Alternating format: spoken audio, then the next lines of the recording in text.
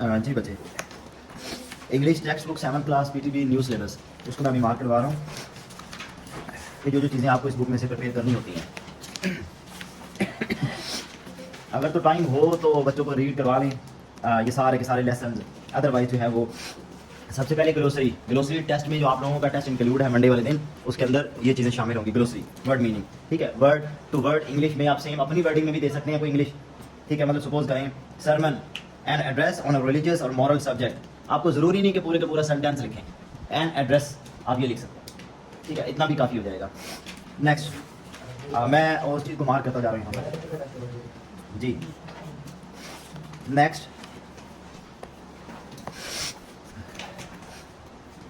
Page number 5 यहाँ पर है remember rhetorical question. Rhetorical question is a question that does not have a real answer, we use them in persuasive speech and writing. यानी कि अपना question खुद ही देकर फिर उसका आंसर भी खुद से इलेबोरेट करते हैं। ये किसी और से सवाल भी पूछा गया होता उसको हम कहते हैं, जैसा कि एग्जांपल पढ़ें, don't you think about anyone other than yourself. अब ये किसी से सवाल नहीं पूछा जा रहा, बल्कि किसी को अगर मॉरल लेसन सिखाया जा रहा है लाइफ का, तो उसके अंदर ये चीज़ उसके ऊपर सवाल की जाती है, उसको सिखाया जाता है कि क्या तुम दूसरों के बारे में नहीं सोचते अपने अलावा। सोचना चाहिए इंसान को, बाद में सवाल करके खुद ही उसका आंसर दिया जाए। How could anyone think that is fair. कोई कैसे कोई बात पीछे की थी, बात करने के बाद जुल्म सितम हुआ, कोई ऐसी कोई बात कर रहे थे, बात करते करते एंड बीच में क्वेश्चन किया कि कैसे कोई सोच सकता है कि ये इंसाफ है। ये इंसाफ तो नहीं है, ठीक है, ये तो ना इंसाफी है, खुद से जवाब दे दिया आगे। इसको बोलते हैं रिटोरिकल क्वेश्चन। आगे उसने ये जो I state whether the question below are rhetorical और नॉट, इसमें से एमसीक्यू बन जाएगा। उसके बाद कहते हैं reproduce your own rhetorical question. इन सेंटेंसेस को पढ़ते हुए रिटोरिकल क्वेश्चन खुद से बनाएं। मैं एक बना दूंगा, बाकी आप खुद से बनाएंगे। They are taking a very long time to get here. How can they take a very long time to get here. नहीं, वो तो सिंपल सवाल हो जाएगा, आपने रिटोरिकल क्वेश्चन बनाना है, ठीक है। मतलब सपोज करो कि वो आप भी किसी बड़ी फास्टेस्ट ट्रेन पर रहे हैं और आपका आगे से सवाल क्या बनता है, how can they take a very long time to get here. ऐसा कैसे हो सकता है कि वो यहाँ आने बड़ा टाइम लगा दे, ऐसा नहीं हो सकता। हाउ कैन दे, ठीक है। लेकिन ये पेपर में जा रहे क्वेश्चन वाइज, अगर पेपर के लिहाज से सोचें तो वो नहीं बनता। बस एक आध आपको लाइन देकर ना पेपर में ये पूछा जा सकता है कि इन 4 स्टेटमेंट में से कौन सा रिटोरिकल क्वेश्चन है और कौन सा नहीं है, बस इतना पूछा जा सकता है बस जी। उसके बाद आ जाए नेक्स्ट पेज के ऊपर, यहाँ पर है use these rhetorical question in speech in your class, then create a similar rhetorical question using the given step. इसको छोड़ दें। Silent letters, a silent letter in a word in is one that is written but not pronounced. जैसा कि example दी गई है lamb, lamb जिसे LAMB है, उसके अंदर बी जो है वो साइलेंट है, हम इसे क्या पढ़ेंगे लैम्ब, ठीक है। इसका जो आगे नीचे दिए गए circle the silent letters in the given words. यहाँ पे क्या है राइट, राइट के अंदर क्या है जी साइलेंट है, H भी साइलेंट ही है खैर। होम W साइलेंट है, GH। नेक्स्ट लिसन, लिस्टन यानी कि T साइलेंट हो गया, लिसन, ठीक है। ये आप खुद से आगे कर सकते हैं, इतनी मुश्किल नहीं है। नेक्स्ट वेदर, वेदर पढ़ते हैं, वेदर WETHER, H साइलेंट है सेकंड वाले। उसके बाद है prefix and suffix. A prefix is a letter or group of letters that we add at the start of a root word to change its meaning। जैसा कि साबका लाहका, prefix है साबका, सफिक्स है लाहका, ठीक है। तो उसके मुताबिक जो है ना वो हम इसको डील करेंगे। जैसा कि कहता है हमने अनहैप्पी के अंदर अन लगा दिया तो वो प्रीफिक्स उसका बन गया और वर्ड के मीनिंग बिल्कुल चेंज हो गए। हैप्पी और अनहैप्पी क्या सेम चीज है? नहीं, ऑपोजिट है, एक दूसरे के मुकम्मल तौर पे चेंज हो चुके हैं जी। नेक्स्ट उसके बाद आ गया suffix. A suffix is a letter or group of letters added to the end of a word। जैसा कि क्विकली के लिए हमने क्विक के एंड पर ly लगा दिया तो क्या बन गया क्विकली। या सैड के एंड पर हमने क्या लगा दिया नेस, NESS, क्या बन गया सैडनेस। आसान है ना जी। नेक्स्ट करनी है, डेफिनेशन भी करनी है। आगे ये जो है circle the correct choices. What is prefix? A group of letters put at the end गलत है। A group of letters put before a root word, bravo वाला। Question number 2, what does the word unhurt mean? Not hurt। Number 3, if we take away the prefix from disagree, the root word is agree। Yes। नहीं okay नहीं true आएगा, इसका true लग जाएगा। A suffix is a group of letters that you add to the start of a root word. False. नहीं नहीं, क्योंकि हम true तो फिर false ही आएगा उसका। Which of the following is a suffix? Suffix क्या होता है जो end पे लगता है? Pre, un, ed, in. Ed. Number 6.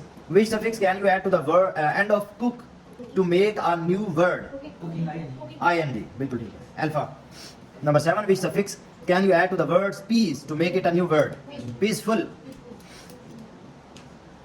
Number 8. The word pre-war means before the war. Pre पहले होता है ना। Number 9. What does the word tireless mean? Never feeling tired.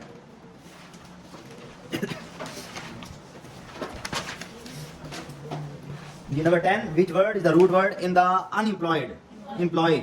Bravo. Root word main यही है, क्योंकि इसके शुरू में अन लग गया है ना, और एंड पे ईडी भी लगा हुआ है, लेकिन मेन जो रूट वर्ड है वो क्या है? Employed. Which prefix you add to the word finished to show that there is still some work to be done unfinished? जी चार्ली। अच्छा, अब ये जो वर्ड नहीं आए हुए आगे, हेल्पर, अनचेस्ट, काइंडनेस, इनके अंदर से root word, suffix and prefixes rule आपने पढ़ लिया सारा, मैंने आपको लगवा दिया पहले, उसके मुताबिक सारों में से टिक करना है, चूज करना है। सपोज करें हेल्पर, इसमें सफिक्स क्या है? E R. रूट वर्ड क्या है? हेल्प। इसका प्रीफिक्स क्या है? नहीं है। Got it? बात की समझ लग रही है ना? जी। आप लोगों को किस तरह, मुझे भी अपना अंदाजा होने दें। उधर के सामने उस तरफ चले जाओ। जी कर सकते हैं, बिल्कुल काउंटर चेक करें। Next, guess the meaning of the word below and phrases and then compare them with their dictionary meaning. बस आपको इनके मीनिंग्स आने चाहिए, इन सारे वर्ड्स के मीनिंग आने चाहिए। ये ग्लोसरी वाले के सारे गाइड से, चलो गजाली गाइड से फिर ये वाले देख लेना। मैं फिलहाल आपको वो मार्क करवा रहा हूँ जो काम करना है, जो नहीं करना वो तो बात ये अलग है कि वो मैं छुड़वाता जा रहा हूँ। ठीक है, मैं टिक लगा रहा हूँ इसके ऊपर। जी करना है।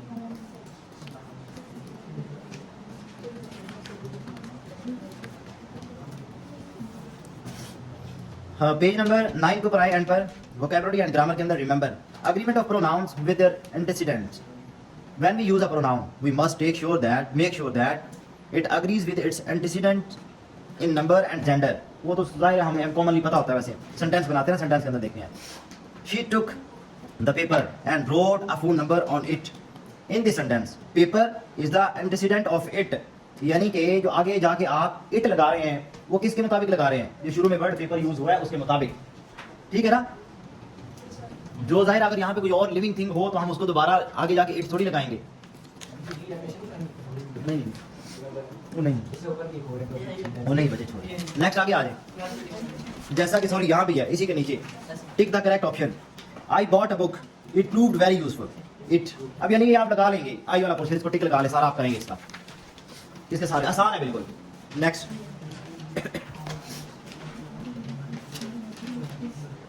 अच्छा उसके बाद है look up these words in a dictionary and identify correctly what to put in each column.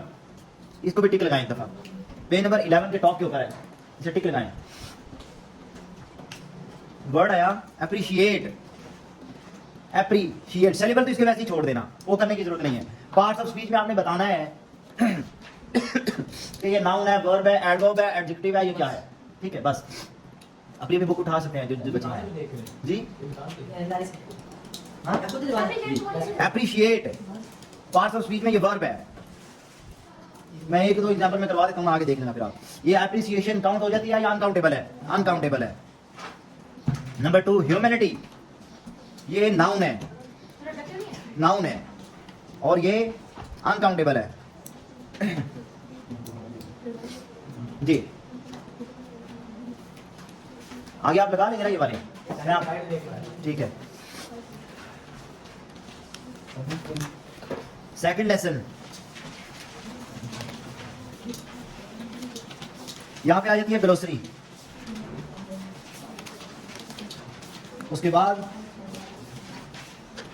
ये जो मुकालमा है जिसे आप इंग्लिश में क्या कहते हैं? Dialogue. A school counselor helps students in school role play the dialogue by performing the roles.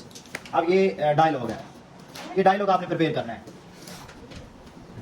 जरूरी नहीं है वर्ड एज इट इज आप ये चूज करें, आप सारा अपनी वर्डिंग में लिख सकते हैं, ठीक है ना। मतलब दो, एक काउंसलर है और एक स्टूडेंट है, दोनों की आपस में जो कलाम हो रहा है, आपस में बातचीत चल रही है, उसके ऊपर ये डायलॉग है। काउंसलर मतलब जो काउंसलिंग करता है दूसरों की, काउंसलिंग करना मतलब दूसरों को समझाना, अच्छे तरीके सिखाना, उसे काउंसलिंग कहते हैं। नेक्स्ट पेज नंबर 17, यहाँ पे फिर ये वर्ड मीनिंग आ गए, वर्ड मीनिंग को टिक कर लें, यानी कि बी के अंदर point number 2। Next page number 18, या अगर हेडिंग में बात करें तो बी के अंदर point number 3, answer the following question, tick कर लें इसको।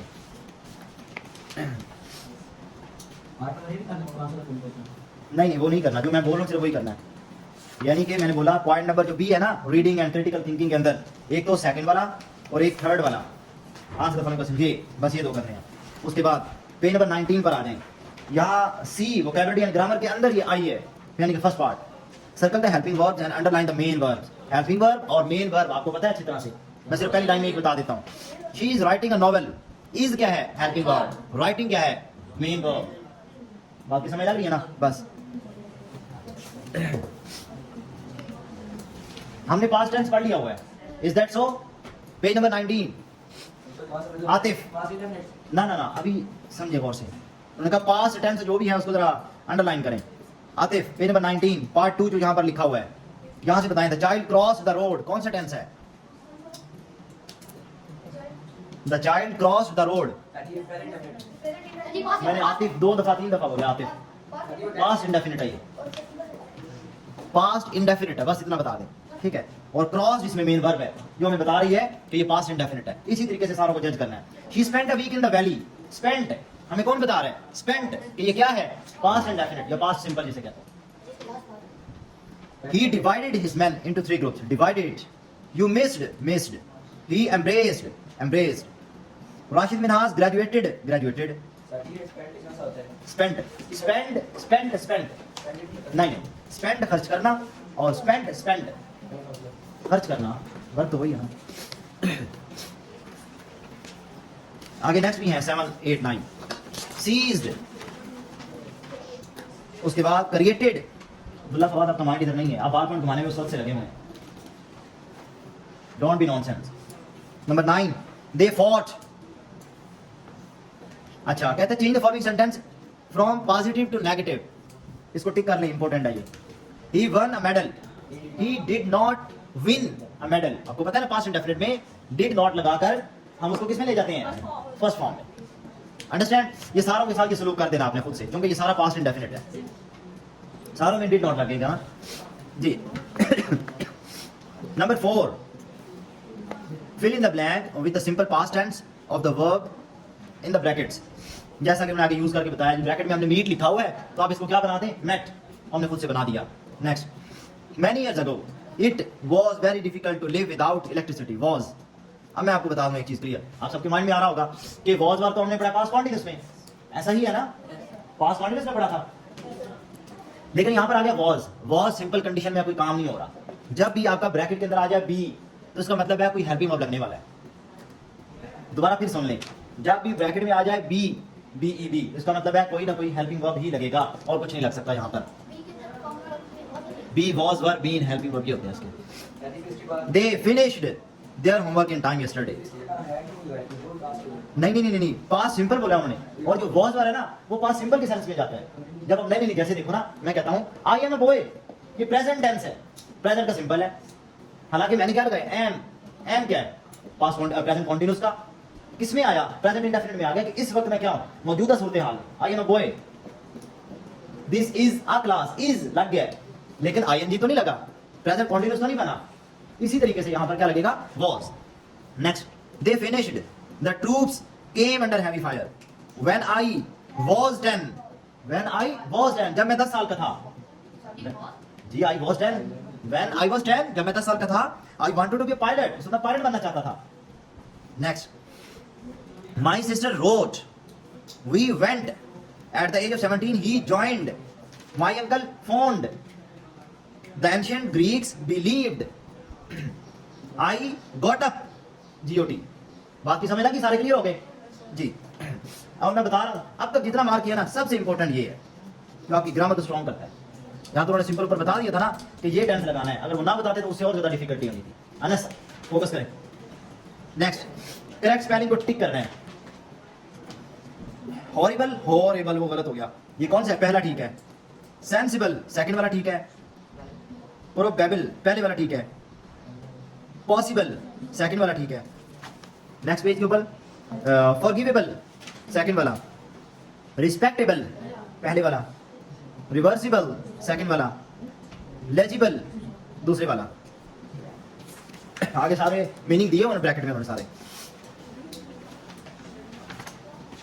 Next page, lesson number 3 start हो चुका है। अ नेशन स्ट्रेंथ पोएम, इसके राइटर का पता होना चाहिए, William Ralph Emerson. Next page, word meaning glossary. फिर इसके बाद डायलॉग आ गया। मैं बुक को 2 हिस्सों में कर लूंगा, एक दिन मुश्किल हो जाना ये। डायलॉग आ गया। 6 लेसन आज हम कर लेते हैं ना, 6 कल हो जाएगी, मतलब नेक्स्ट वर्किंग डे। ठीक है, 2 दिनों 2 पार्ट्स में टेस्ट हो जाएगा इसका। ठीक है, दूसरा डायलॉग शामिल हो चुका है, अपने कान खोल के अच्छी तरह से सुन लेना। बी के अंदर पेज नंबर 25 ग्लोसरी शामिल है, ग्लोसरी मैंने पहले बोल दिया। पेज नंबर 25 यहाँ पर है second part, gas the meaning. ये मीनिंग के सेंस में आ गया, वर्ड मीनिंग यानी कि सिनोनिम जिसे हम कहते हैं। Next page number 26 apostrophe. Apostrophe का आपको पता है, इसको हम आप पुट करना सीखेंगे सेकंड पार्ट के अंदर। पेज नंबर 26 के ऊपर यहाँ पर मैं आपको मोस्टली वो चीजें करवाता जा रहा हूँ जहाँ पे मेरा बताना बहुत जरूरी है। जिस तरह वर्ड मीनिंग है ना, आप क्रैम भी कर लेते हैं ना उनको, जैसे टेबल्स होते हैं 2 2 4 7 9 मिस्टर 7 9 क्या आता है जी? गुड शाबाश, क्रैमिंग है, कोई रूल तो नहीं उसने लगाया, क्रैमिंग है ना तो काम आएगी। इसी तरीके से वर्ड मीनिंग भी आपको इसी तरीके से कर लेने होते हैं, उसमें मैं कुछ भी आपको मैं कैसे कहूँगा। ठीक है, मैं आपको वो चीजें बताऊँ, अपोस्ट्रोफी मैं आपको लगा के यहाँ पे बताऊंगा कहाँ कहाँ लग रही कहाँ कहाँ नहीं लग रही। अपोस्ट्रोफी हमने खुद लगानी है। It is in the main building of my college. It's, इसको इट के साथ अपोस्ट्रोफी लग जाएगी, एस जो साथ लगा हुआ है। It's. Othello is a character in Shakespeare's play. Shakespeare के बिल्कुल एंड पे जो एस नहीं लगा हुआ वहां पर लगेगा। Next, they are buying babies clothes. यहां पे एस के बाद लग जाएगा, दोबारा एस नहीं लगाना क्योंकि ऑलरेडी एस लगा हुआ है, तो बस उसके ऊपर कॉमा, बाहर वाली साइड पे कॉमा लगा देंगे। बेबीज के बिल्कुल एंड पर, बेबीज लिखा हुआ है ना जहां पर वर्ड, उसके एंड पर एक कॉमा लगा देंगे ऊपर अपोस्ट्रोफी वाला। ये रूल होता है। अब मैं आपको, चलो यहां से आगे ना बात मैं आपको बता देता हूं कि जब ऑलरेडी एंड पर एस आ जाता है तो उसके आगे फिर अपोस्ट्रोफी डाल के एस नहीं लगाते होते, वहां पे फिर क्या लगाते हैं, सिर्फ कॉमा लगा देंगे। The guard's cap is on the sofa, guard के साथ apostrophe. The boys chair are yellow, boy boys के ऊपर आ गया। I am going to the, नहीं बच्चे बॉय से पहले, बॉय के बाद और एस से पहले उनके दरमियान। I am going to the principal's office, principal. The cat's milk is in the pot, cats. Ahmed, Ahmed. I don't think that my father's shirt, fathers, were going to our friend's house, friends. हाँ don't, लेकिन apostrophe वाला नहीं, ठीक है don't, ठीक है I don't, ठीक है। हाँ जी, M के बाद किसकी? don't। नंबर 5 में कहता है the boys chairs are yellow, chairs। एक मिनट, नहीं बच्चे, यहाँ पे इसकी उर्दू पहले देखे ना, the boy chairs are yellow. लड़के की जो कुर्सियां हैं वो येलो हैं, लड़के की का की मलकियत के लिए शो करने के लिए, तो फिर बॉयज लड़के की। नेक्स्ट जी बिल्कुल, types of sentences. Page number 27 के अंदर ही, रिमेंबर बहुत इंपॉर्टेंट है ये चीज आपकी नॉलेज के लिए। डेक्लेरेटिव सेंटेंसेस, हम एग्जांपल पढ़ेंगे आगे, हमें खुद ही पता चल जाता है सारे का सारा। लेकिन हाँ सॉरी, क्योंकि मैंने इसको एमसीक्यू जो बनाने हैं ना, इस तरह बनाने हैं।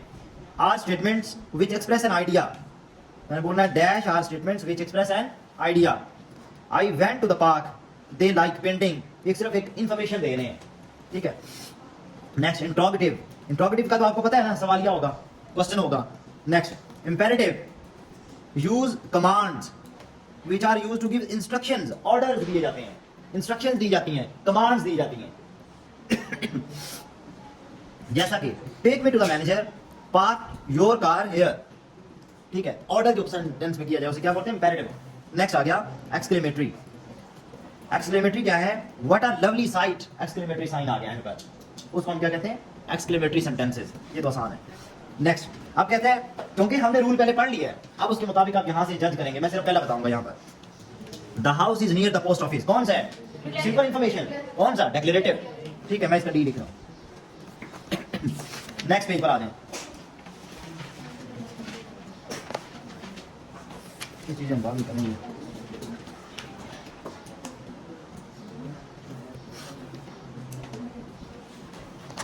Page number 29, read and match the rhyming words. Rhyming words तो आपको मुझसे भी शायद अच्छे आते हो, आते हैं ना?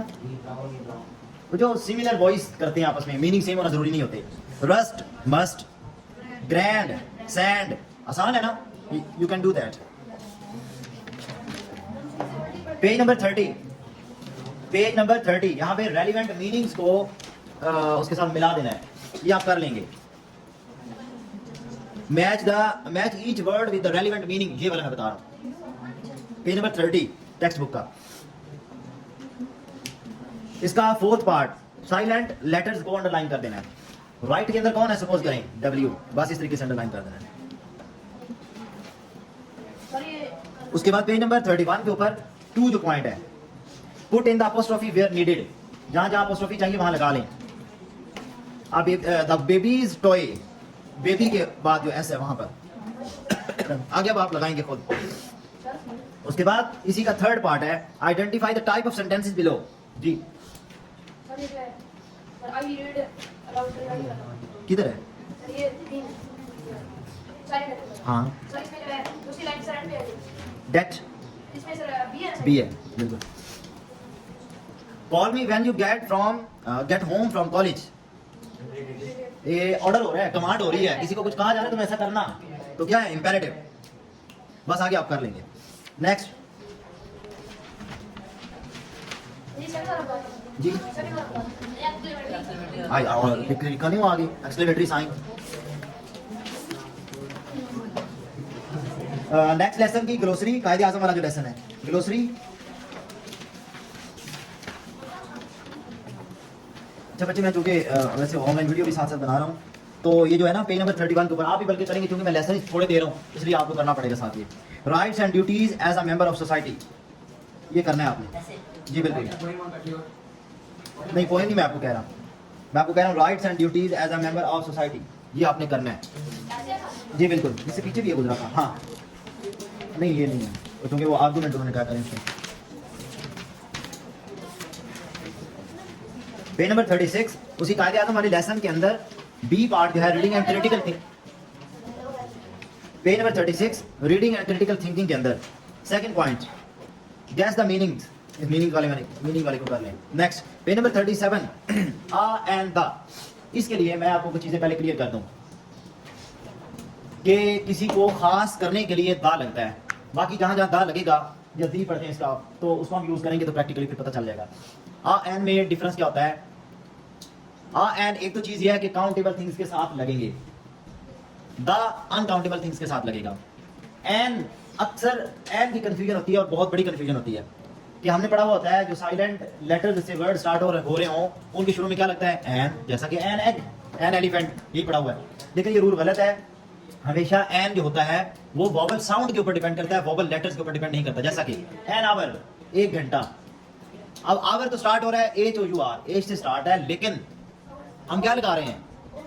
हम उसको लगा क्या रहे हैं? एन लगा रहे हैं, हम उसको वोवल अंडरस्टैंड कर रहे हैं। इसी तरीके से फिर एक होता है आ यूनिवर्सिटी स्टूडेंट, यूनिवर्सिटी का तालिब इल्म, एक यूनिवर्सिटी का तालिब इल्म, यहाँ पे आ लग रहा है लेकिन स्टार्ट कहाँ पे हो रहा है? यू से। आ यूनिवर्सिटी स्टूडेंट, ऐसे पढ़ेंगे ना, यू से स्टार्ट हो रहा है, लेकिन हम क्या कर रहे हैं? आ लगा रहे हैं। हम इसको इस तरीके से याद करेंगे, जिसकी साउंड निकले आ या ए, यानी कि उर्दू में अगर आप सोचें तो जबर, जेर और पेश के साथ जो वर्ड स्टार्ट होते हैं, जैसा कि एन ऑर्फन, ओ, ये साउंड निकला। एलिफेंट, ए, एलिफेंट, वोवल के लेटर भी जैसे ना यू, अब यू की साउंड अगर तो निकले अन या आ वाली साउंड निकले तब, अदरवाइज नहीं। समझ लगी बात की? उसकी अभी यहाँ पे एक दो एग्जांपल पकड़ेंगे तब हमें पता चलेगा कि हाँ देख रहे हैं यहाँ पे लिखा वोवल है, तो लेकिन लग क्या रहा है? आ, वोवल नहीं लिखा हुआ लेकिन क्या लग रहा है? एन लग रहा है। हम दोनों एग्जांपल यहाँ से पकड़ेंगे फिर हमें समझ लगेगी।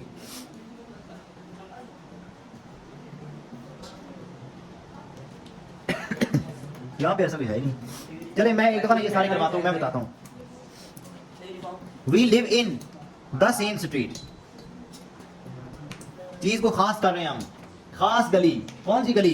क्योंकि जिसमें हम दोनों रहते हैं। जिस तरह सपोज करें आप दोनों वान चौक की तरफ रहते हैं, आप भी और साइन भी, तो फिर हम क्या कहेंगे? You both live in the same street, हम कह सकते हैं, उस गली को हमने खास कर दिया। Next, I like to eat an apple a day, I have got an idea, the Spanish language, the खास लैंग्वेज कर दी ना, खास, the Spanish language, an idea बच्चे, एन आइडिया नहीं नहीं नहीं, हाँ आइडिया, यहाँ बात हो रही है वोवल की थे।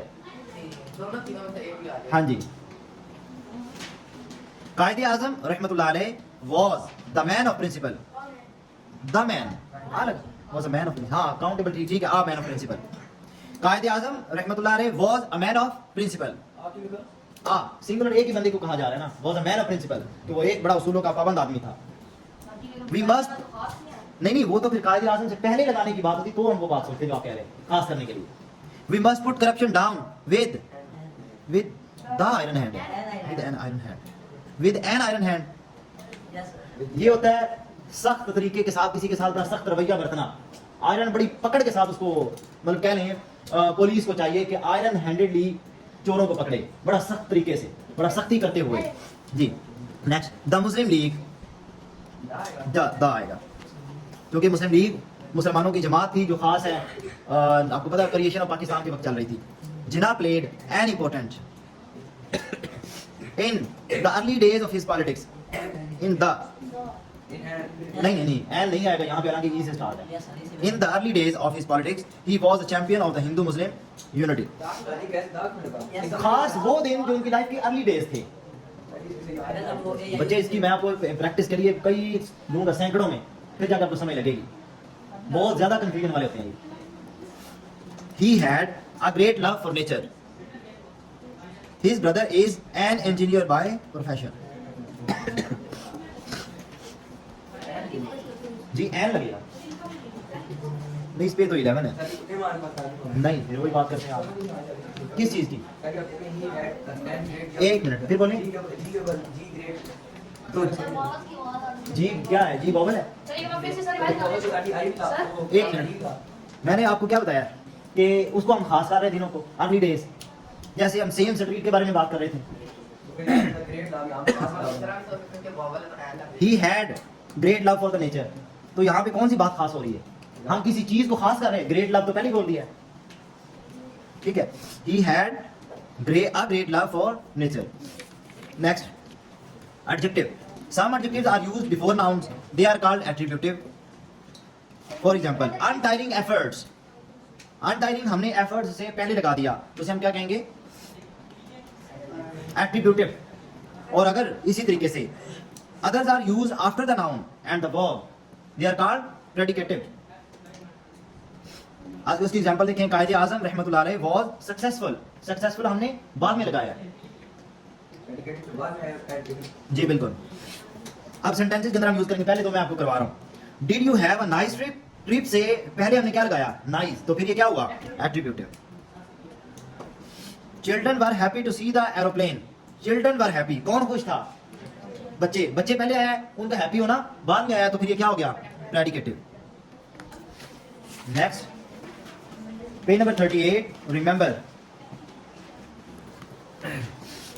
we can often convert nouns and verbs to adjectives by using the following endings or suffixes able, जैसा कि comfort को हमने किस में बना लिया? comfortable। अब कहता है इन जो दूसरे है ना words, full, less,ous, ed, ish, ly, ive, ant, ent, ible, कहता है इनको यूज करें आगे, ये सारे के सारे आगे हमने वर्ड्स दिए हुए हैं। हेल्प बन जाते हैं, एक से दो भी बन जाते हैं। हेल्पफुल, जैसे कहते हैं this book is very helpful. Last वाले पे आ जाएं, success, successful, second last, OIL, oil, foolish, ISH जी। 11 वाला डिफर का डिफरेंट या डिफरेंस दोनों बन सकते हैं। रिस्पॉन्सिबल, अट्रैक्ट का अट्रैक्टिव, सारों के बन जाएंगे, लेकिन आप थोड़ा सा खुद सोचना है इसको, ठीक है। नेक्स्ट, एन एडजेक्टिव, देखिए रिमेंबर वाला फिर बॉक्स देखते हैं। An adjectival phrase does the same job as an adjective, यानी एडजेक्टिवल जो फ्रेज है सेम वही होगा जो एडजेक्टिव होता है, लेकिन it describes a noun, with grey hair, ये पूरे का पूरा नाउन के साथ डिस्कस हम कर दें तो फिर हम उसको क्या कहते हैं, एडजेक्टिवल फ्रेज। देखें हेयर यहां पर क्या थे, नाउन, उससे शुरू में हमने क्या लगा दिया, ग्रे। ग्रे क्या है, एडजेक्टिव। अब हमने प्रेपोजिशन साथ यूज करते हुए विद ग्रे हेयर हमने बोल दिया, तो ये सारे के सारे इकट्ठा क्या कहलाएगा, एडजेक्टिवल फ्रेज। जैसा कि मैं कहता हूं वो लड़का बैठा है इस वक्त क्लास में, a boy with brown hair, a boy with brown hair, पूरे को अंडरलाइन कर दो तो ये पूरे का पूरा क्या एडजेक्टिवल फ्रेज है। फ्रेज होता है कुछ वर्ड्स को मिलाकर एक इकट्ठा फ्रेज बना दिया जाता है, कुछ वर्ड्स को मिला दी जाती है, करेक्शन कर दी जाती है। जैसा कि यहाँ पे क्या आया, विद ग्रे हेयर, कहता है a man with grey hair, sentence है पूरा, पूरा सेंटेंस आगे देखें तो उसी के आगे लिखा है a man with grey hair watched the match, sentence का पूरा था। विद ग्रे हेयर हमने इसको जो कह दिया वो क्या कहलाएगा बीच में, एडजेक्टिवल फ्रेज। अगर हम अकेले ग्रे को अंडरलाइन करें वो क्या होगा, अकेला एडजेक्टिव होगा। बात उस वही है, क्वालिटी किसी की बयान करना, अच्छाई बुराई किसी की शो करना, हाईलाइट करना। अब इनके अंदर मैं इनमें लास्ट वाला करवा देता हूँ, ये जो आगे शुरू नहीं हो रही अंडरलाइन द एडजेक्टिवल फ्रेजेस, इसका लास्ट वाला करवा देता हूँ। इसका लास्ट वाला है और लास्ट और सेकंड लास्ट दोनों करवा देता हूँ। The man in the blue jacket, क्या लिखेंगे, the blue jacket, in the blue jacket, क्या इसका अंडरलाइन कर देंगे, in the blue jacket. Second last पांचवें वाला, the demand for Pakistan had a tremendous impact, a tremendous impact कर लें, अ ट्रिमेंडस इंपैक्ट हो गया, बात की समझ लग गई। नेक्स्ट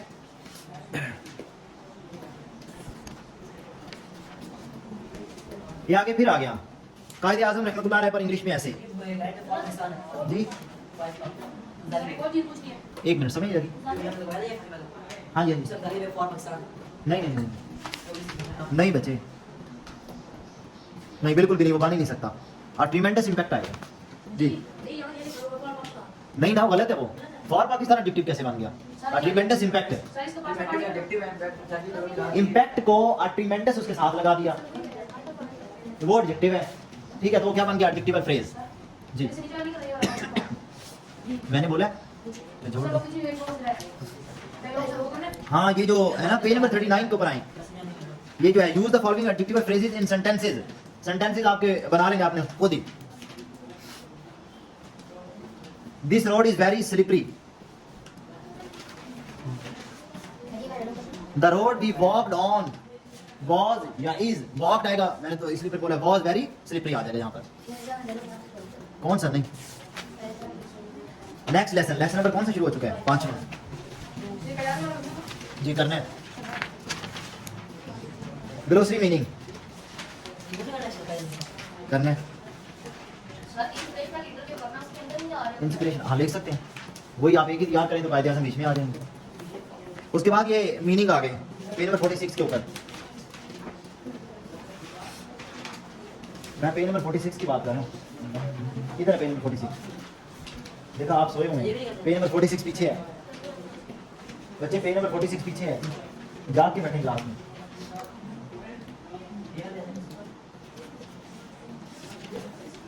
लास्ट आप इसी वजह से सारे के सारे रिजल्ट्स खराब हैं, ग्रुप बी में भी आप आ चुके हैं सिर्फ इसी वजह से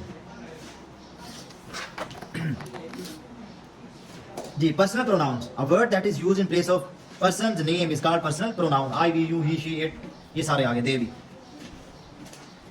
अच्छा यहाँ पे यूज करके बताओ, जैसा कि एक मैं बता रहा हूँ बाकी आप बनाएंगे।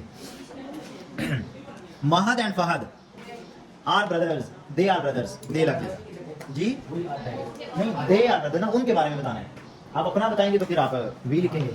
Next homophones, remember page number 47 के ऊपर, remember homophone, a word that is pronounced like another word but it is different in meaning or spelling। two और two, तीन वर्ड हैं, तीनों आपस में होमोफोन्स है, क्यों, साउंड तीनों की मैच करती हैं और तीनों के ही मीनिंग अलग अलग है, स्पेलिंग भी अलग अलग है, मीनिंग भी अलग अलग है, ठीक है। अब यहाँ पे वो कहता है इसको हम अपने वर्ड में, हमने इसको पढ़ा हुआ होता है, वो दूसरा भी नहीं, पेयर ऑफ वर्ड्स, पता है पेयर ऑफ वर्ड्स भी इसी तरीके से होते हैं, एक्सेप्ट एक्सेप्ट, हाँ बिल्कुल, नहीं एंटोनिम नहीं, लो और लॉ, लॉ और low, the water level is low in the pond या इन द रिवर, ऐसे कोई भी, और लॉ कानून जो पाकिस्तान के अंदर बिल्कुल भी काम नहीं करता, ठीक हो गया ये उस सेंस में। अपोस्ट्रोफी, अपोस्ट्रोफी पहले हम कर चुके हैं, इसके अंदर जो पहला पार्ट है ना आगे, थर्ड पॉइंट, थर्ड के अंदर कहता है जो पहला, द वर्ड हैज टू ए के ऊपर एंड पे आ लगाए, एज, हाँ ए लगा के टू मेक देम प्लूरल्स, उसके बाद एस भी लगाएं। इनको प्लूरल बनाने के लिए इसकी एग्जांपल देखिए, मैं फिर बता रहा हूं। पहला पॉइंट मैंने बोला है द वर्ड हैज टू ए लगाकर उसके ऊपर अपोस्ट्रोफी लगाएं, ऊपर अपोस्ट्रोफी और आगे ही साथ क्या लगा दें, एस। तो इसका मतलब है टू एज। मतलब सपोज करो आप कहते हैं सर मेरा मोबाइल नंबर एक ऐसा है जिसके अंदर 2 दफा 6 आता है। मतलब सपोज मेरा एक नंबर है 0, मैं इधर लिख रहा हूं, मैं बोल के ना 0346 6 आगे 846। अब मेरे टोटल मोबाइल नंबर के अंदर 6 कितनी दफा आ रहे हैं, 1 2 3 4 5 6।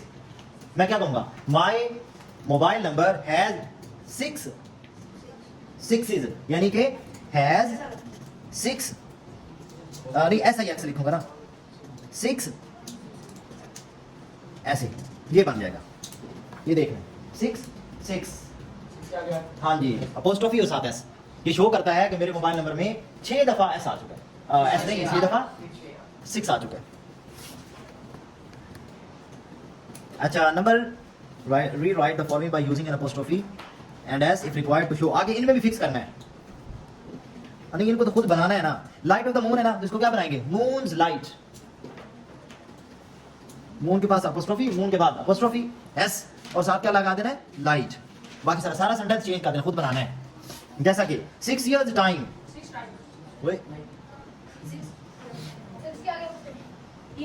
नहीं हाँ 6 years टाइम, वो यहाँ पे अपोस्ट्रोफी लग जाएगी। 6 years टाइम, ईयर के ऊपर अपोस्ट्रोफी लग जाएगी, साथ ऐसा ऑलरेडी लगा हुआ है।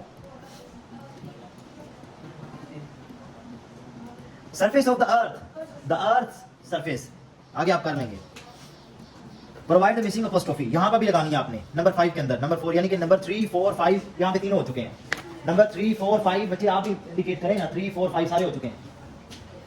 ऐसे आप इसको हाथ लगा के जगाते रहते हैं, पता नहीं क्यों सो रहा है यार, इसी से थोड़ा दूर हट के बैठने नींद आ रही तो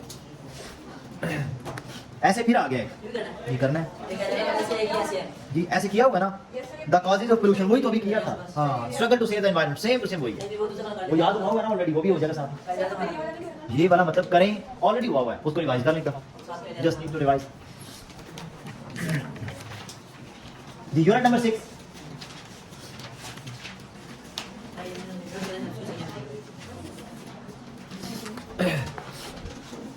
page number 52, page number 52। Lesson चल रहा है ना यहां तक, अभी लेसन चल रहा है, नजर आ रहा होगा आपको। इसके अंदर जो 7 पॉइंट्स हैं, ये सारे एमसीक्यू के तौर पे मैं सुनूंगा आपसे, मतलब पेपर में प्रिंट होके आएंगे। यानी कि किस किस पर्सन ने किस किस कंट्री से बिलोंग करता था और उन्होंने कौन कौन से समिट किए हुए हैं।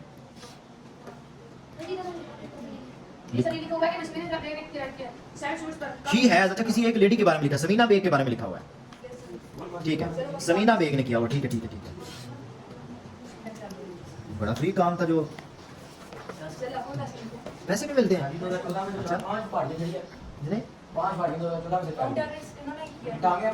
हाँ एवरेस्ट किया हुआ नंबर 1 पे 2013 में लिखा हुआ ना, मई 2013।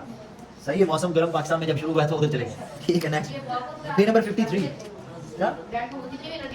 लेकिन ना एक चीज है कि जब मौसम में बर्फ पिघलने का टाइम आ जाए ना, जब माउंटेनर फिर जाएं फिर उनके लिए ज्यादा खतरा होता है, हाँ वो गिरने का खतरा ज्यादा हो जाता है। जी एक साल में ना, एक साथ में नहीं, एक साल में कौन सा लंबा काम है। मतलब सपोज मैं क्यों चढ़ूं, मैं पागल हूँ तो शायद पागल हो। पाकिस्तान में कि वो जिनको वो क्या वो मुंह में जो रखते हैं नसवार, वो नसवार की पुड़ी दे के कहीं दीवारों पे चढ़ो, वो चढ़ जाते हैं। शायद उनको दो एक पैकेट या थैला दे दो, वो चढ़ जाए शायद के तो वही तो कह रहा हूँ। Page number 53। हमारे गांव के अंदर ना ये चलता था वो कि कुछ थे वो ऐसे पुअर सी फैमिली के, उनको नस्वार की बहुत लत लगी हुई थी। लोग उनको लेबर्स वाला काम लेते थे, साथ साथ मजदूरों की तरह सारा काम लेते हैं, साथ उनको नस्वार लेते थे। चलो जी फ्री में काम जी। पेज नंबर 54, यहाँ पर वर्ड मीनिंग है। आपने भी नस्वार लेनी जाके जी पूरा जी। पेज नंबर 55, यहाँ पर ना ये सारे के सारे सिंबल्स को, जैसे पता है हमने वहां पे पढ़ा था, सकता, वक्फा, वो सारे पढ़े ना, वैन जी, राबता, वो सारे हमने वहां से, वो यहाँ से भी आप पढ़ने लगे इंग्लिश के अंदर। सबसे पहले आ गया, कहता है पंक्चुएशन के अंदर सबसे पहले तो कैपिटलाइजेशन का आपको क्या रखना पड़ता है कि किन वर्ड्स को कैपिटल करना है, किनको नहीं करना। उसके लिए मैं आपको जनरल एक इन्फॉर्मेशन दे दूं, किसी भी पर्सन का नेम आ जाए कैपिटल होगा, किसी भी डे का नेम आ जाए, संडे, मंडे, ट्यूसडे, वेडनेसडे, जितने नाम है कोई भी आ जाए उसका पहला लेटर कैपिटल होगा। किसी सिटी का नेम आ जाए कैपिटल होगा। किसी मंथ का नेम आ जाए, अभी मैं बोल रहा हूँ, किसी मंथ का नेम आ जाए, जनवरी, फरवरी, मार्च, name capital, first letter capital होगा। किसी कंट्री का नेम आ जाए कैपिटल होगा। किसी प्रोविंस का नेम आ जाए कैपिटल होगा। किसी टाउन का नेम आ जाए, मॉडल टाउन, ठीक है, बहरिया टाउन, ये फारूक कॉलोनी, क्या बात है, सादे कोई भी आ जाए, ठीक है, कॉलोनी, ठीक है, उसका नाम आ जाए, स्पेसिफिक नेम आ जाए, तो उसको फिर क्या करते हैं, कैपिटल फर्स्ट लेटर कर देते हैं। अक्सर बच्चे गलतियां करते हैं, मंथ्स के नेम कैपिटल नहीं करते, पर्सन्स के नेम के फर्स्ट लेटर्स कैपिटल नहीं करते, उससे पहले दा भी लगा देते हैं, दा अब्दुल बासित, दा बासित नूर, ठीक है, तो ये मिस्टेक्स नहीं करते। चाइनीज, हाँ ठीक है, उसने बात की, क्योंकि अब खास लैंग्वेज है, चाइनीज, पर्शियन, उर्दू, इंग्लिश या किसी भी डच, वो डच के डच पढ़ते हैं उसे, कोई भी लैंग्वेज का नेम आ जाए या कोई खास नाम आ जाए, उसको फिर क्या करते हैं हम, कैपिटल। किसी कॉन्टिनेंट का नेम आ जाए, मतलब उसमें क्या लगा, चाइनीज लैंग्वेज नहीं बच्चे, वैसे ही Chinese language is very easy to learn. हम सिंपल सेंटेंस बोलेंगे, द चाइनीज लैंग्वेज कहने की जरूरत ही नहीं है। नहीं पता क्या दा, मैं बताता हूँ कैसे लगता है। मैं वैसे तो हम क्या कहते हैं, अ बॉय, ऐसे कहते हैं, ही इज अ बॉय, वो एक लड़का है, हम ऐसे कहते हैं। जब बेबी पैदा हुआ, हमें साथ पैदा साथ होते कहते हैं, ही इज अ बॉय, या शी इज अ गर्ल, ऐसे करके बोलेंगे, the baby is a girl, the baby is a boy, ऐसे करके बोलेंगे, आ लगा रहे हैं। लेकिन मैं कहता हूँ, I met a boy in the market who was your brother, यहाँ पे मैंने हु वाज योर ब्रदर लगा। अब मैं सेंटेंस चेंज कर रहा हूँ, मैं बोल रहा हूँ the boy I met in the market, the boy, sorry मैं अब क्या बोल रहा हूँ, the boy I met in the market was his brother, वो लड़का, खास लड़का कौन, जो मुझे मार्केट में मिला था, वो फलां का भाई है, वो उसका भाई है, वो मेरा भाई है, ऐसे करके मैं बात कर रहा हूँ। अब उसको मैंने खास कर दिया, उसके बारे में कुछ चीज इन्फॉर्मेशन देने के लिए, ठीक है। उसके बाद आ गया पैरेंथेसिस, कैपिटलाइजेशन हो गई, पैरेंथेसिस हो गई, वो ब्रैकेट्स जो है, एक्सक्लेमेशन वो पता है आपको, पहले फुल स्टॉप का भी पता है, अपोस्ट्रोफी कहाँ लगानी है वो भी आपको पता है जी, कॉमा लगाना, कॉमा लगाने में होता है कि कंटिन्यूअसली एक ही तरह की चीजें बार बार आए, जैसा कि अगर आप किसी के बारे में कहते हैं वो 3 दिन लगातार लेते हैं, कैसे कहते हैं, Atif, Asim, Salim and Parvez are good friends. अब हम यहाँ पे Atif comma, Asim comma, Salim comma and Parvez, अब यहाँ पे हमें कॉमा लगाना पड़ा, क्यों लगाना पड़ा, सिमिलर चीजें लगातार आ रही हैं बार बार, नेम जैसे कंटिन्यूस यहाँ पे आ रहे हैं, एक नेम 2 दफा, सेम कैसे हो सकता है, हाँ 2 नेम हो, अगर 2 फिर वो पूरा नेम रहेगा, आसिम परवेज और आतिफ परवेज और फलां परवेज, ऐसे करके जी हो सकता है। उसके बाद आ गया सेमी कॉलन, सेमी कॉलन देखें, a semicolon is used to connect two complete sentences that are related. Roses are red, violets are purple. 2 चीजें हैं, लेकिन दोनों अलग अलग अपने मीनिंग रखते हैं, दोनों को अलग भी कर दें लेकिन उनकी सेंस कंप्लीट है। दोनों सेंटेंस ये नहीं कि अलग कर दें तो मीनिंग भी देंगे, मीनिंग दे रहे हैं। Roses are red, violets are purple, दोनों की लेकिन इंफॉर्मेशन अलग अलग है। जैसा कि रोजेज क्या है, गुलाब के फूल है, वो क्या है, रेड कलर के। वायलेट्स आर पर्पल, वायलेट्स क्या होते हैं, क्या होते तो पर्पल के, वो तो उन्होंने बता दिया, क्या वो वॉलेट्स होता है, वॉलेट्स। अच्छा अच्छा अच्छा, ये भी किसी फूलों का नाम है फिर, यानी कि फ्लावर है ना ये, ठीक है। वो किस तरह के होते हैं, पर्पल कलर के। जिस तरीके से रोजेज भी वो क्या है, फ्लावर। अब सिमिलर टाइप की चीजों को डिस्कस किया जा रहा है। जैसा मैं कहता हूं, Ahmed is genius, colon, Huzaifa is intelligent, दोनों के बारे में लगाया जा सकता है ना जी। नेक्स्ट हाँ जी, नेक्स्ट आ गया कॉलन। कॉलन होती है, उसके बाद थोड़ी सी एक्सप्लेनेशन थोड़ी अलग होती है। A colon introduces the information that comes after it. I will say this for him, आगे उसकी इंफॉर्मेशन आ गई। He is honest and hard working, information कैसी आई, एक्सप्लेनेशन उसकी कैसी आई। I will say this for him, कहता मैं उसके बारे में ये कहना पसंद करूंगा, या मैं उसके बारे में ये कहता हूँ, आगे कॉलन लगा दिया। क्या कहता हूँ, आगे बात क्या कहता है, ही is honest and hard working, वो ईमानदार भी है और मेहनती भी है। दोनों सेंटेंसेस उसकी क्या है, एक्सप्लेनेशन। जब एक्सप्लेनेशन देनी होगी तो उससे पहले क्या लगाएंगे, कॉलन। सेमी कॉलन कब लगाएंगे, 2 सेंटेंसेस को आपस में राबता देना, जोड़ना है आपस में, दोनों सिमिलर टाइप की बातें होती हैं, ठीक है। नेक्स्ट आ गया hyphen. Hyphen is used to form compound words that are made up of 2 or more words. I paid for 2 full price tickets. हमने 2 वर्ड्स को कंबाइन करने के लिए बीच में क्या लगा दिया, हाँ, जैसा कि आपको सादा सी एग्जांपल है, आपको पता है सम टाइम आपका सेंटेंस वर्ड है काफी लंबा, नॉलेज, वर्ड है नॉलेज, आपने के एन ओ डब्ल्यू एक साइड पे लिख लिया, आगे सफा एंड हो चुका है। अब आप क्या करते हैं, हाइफन लगाते हैं, हाइफन लगाते हैं ना, हाइफन लगा के एल ई डी जी ई वो अगली साइड पे लिखते हैं। अस्सलाम वालेकुम के अंदर भी हाइफन लगाते हैं 2 दफा। कोऑपरेटिंग के अंदर भी लिखती है। कोऑपरेटिंग, हाँ कोऑपरेटिंग के अंदर भी लगा सकते हैं, वो इकट्ठा भी लिखा जा सकता है लेकिन अलग अलग भी लिखा जा सकता है। हाँ लगाते हैं, बिल्कुल ऐसे ही। हाँ कायदे के नाम में भी लगाते हैं, बिल्कुल ठीक है जी। उसके बाद आ गई डैश, यानी बिन के आगे पीछे भी लगता है। बिन? उसामा बिन लाते हैं, आगे पीछे बिन है, फिर ई हाँ बिल्कुल, जैसे कायदे आज़म बच्चे ने बोला है ना, कायदे आज़म dash, a dash is used to show that what follows is a summary or conclusion of what has gone before. You have admitted that you lied to me. How can I trust you again? अच्छा, जो पहले sentence गुजर चुका है ना, अगला sentence उसी के ऊपर सवाल उठा रहा है, उसी बात को सामने रखते हुए एक अगली बात उसके ऊपर फेंक रहा है।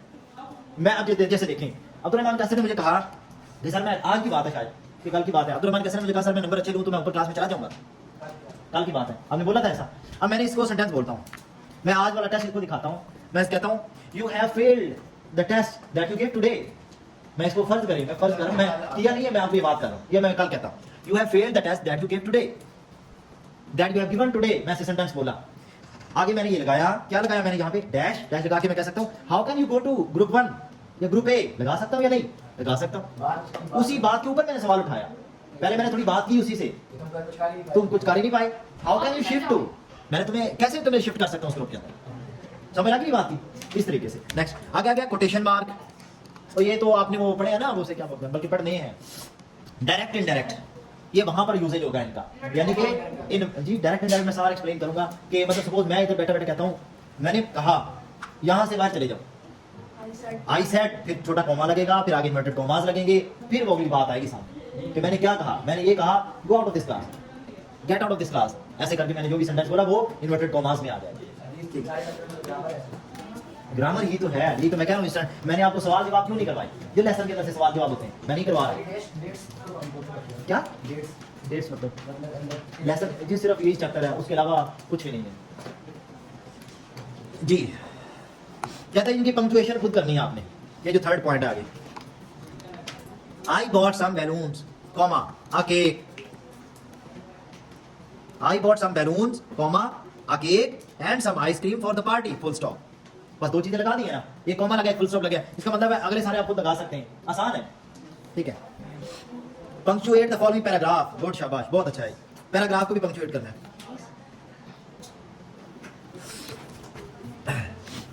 ये present perfect simple, present perfect को हम सॉल्व करने लगे हैं, ये आपको पहले से पता है, मेरे सॉल्व करवाने की जरूरत नहीं है, मैं पहले सिर्फ बोल दूंगा we have bought a computer, ये आपको ये जज करना है लगना है हैव लगना है। अभी टेस्ट ले देता हूं, अनस होश में आगे होंगे आप जी, बताएं हैज किस किस के साथ लगता है, हैव किस किस के साथ लगता है,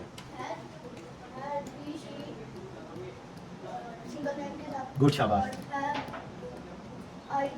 गुड शाबाश, ठीक है, वेल बस यही जज करना था, ठीक है, ये जज करना है यहाँ से। सिंस और फॉर कहां पर लगता है, ये मैंने आपको बहुत अच्छे तरीके से डीपली समझाया हो, ऐसा ही है ना, तो इसका मतलब है ये हो चुका है, ये आगे आप सिंस फॉर यूज कर दीजिए।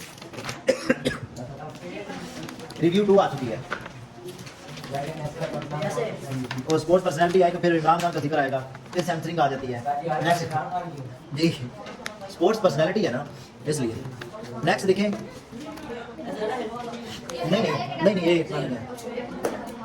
अच्छा देखिए रिव्यू 2 के अंदर discuss the following questions with a partner, use the underline word in your response, छोड़ दें इसको, वर्ड मीनिंग कर लें, match the word with their meanings.